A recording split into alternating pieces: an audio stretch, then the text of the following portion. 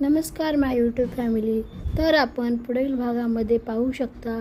इथे मी पनीर थोडंसं तेल टाकून परतून घेत आहे. त्यानंतर आपण बनवलेली कांदा लसूण टोमॅटो भाजून घेतलेला त्याची ग्रेव्ही करून घेणार आहोत.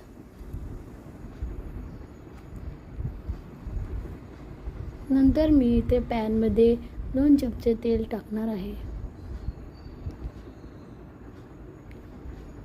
नंतर त्यामध्ये बनवलेली ग्रेव्ही मिक्स करून घेणार आहे.